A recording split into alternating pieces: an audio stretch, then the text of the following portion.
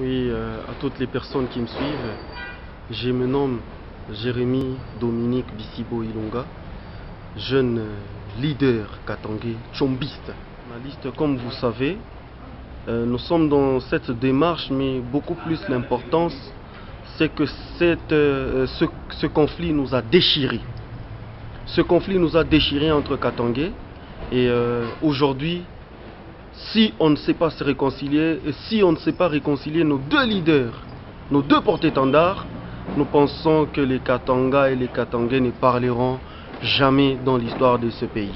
Oui, nous sommes en train d'évoluer et petit à petit, le rapprochement est en train de s'effectuer.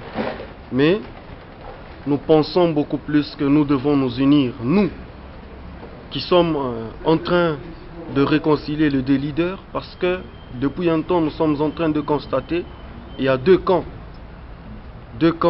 parmi ceux-là qui sont en train de réconcilier ceux qui ont les problèmes, à savoir Moïse Katumbi et Joseph Kabila Kabange.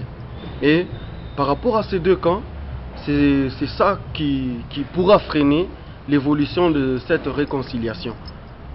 À ces deux camps, j'aimerais dire que l'on puisse cesser de s'attribuer la chose, mais que l'on puisse réunir nos idées, que l'on puisse réunir nos pensées pour aboutir à un objectif commun, le Katanga d'abord.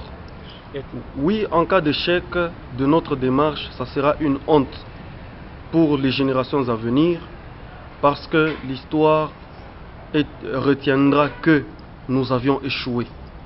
Et comme nous savons, le peuple katangais, c'est un peuple vaillant, c'est un peuple puissant. Mais aujourd'hui, nous nous retrouvons que sans cette réconciliation-là, nous n'aurons plus de mots à dire et nous devrions à tout prix et à jamais nous taire. L'indépendance du Katanga. Ça, on en parle depuis nos ménages. Depuis tout petit, nos parents nous en ont parlé. Et il ne faudrait pas se voiler la face. En tout cas, tous les Katangais, je peux dire à 99,9%, ils veulent de cette indépendance-là. Mais la question n'est pas à l'indépendance du Katanga. Nous trouvons que la grandeur de la RDC ne permet pas à la RDC d'évoluer. Pourquoi on ne peut pas aller vers le fédéralisme?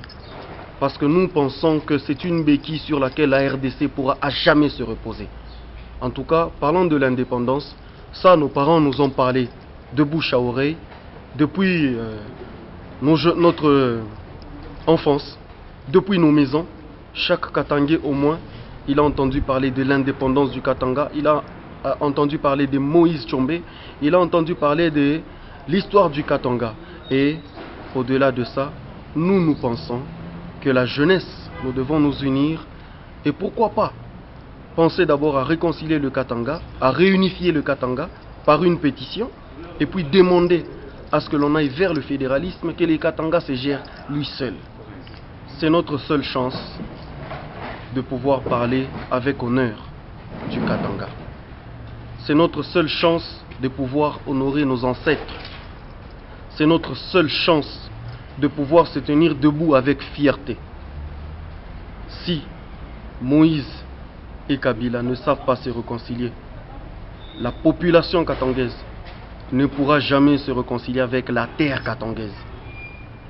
Nous voulons que par leur réconciliation, que le Katanga, le sol du Katanga, les ancêtres se réconcilient avec la génération actuelle.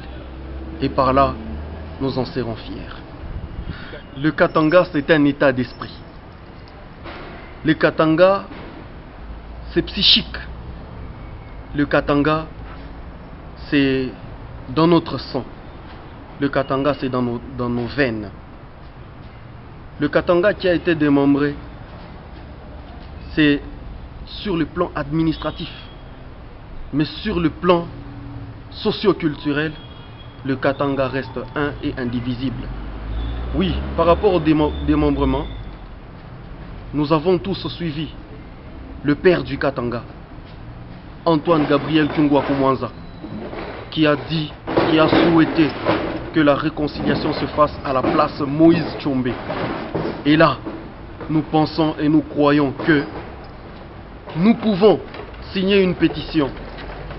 Nous pouvons atteindre les signatures qu'il faut pour que la Constitution puisse nous accepter, que l'on aille vers le fédéralisme.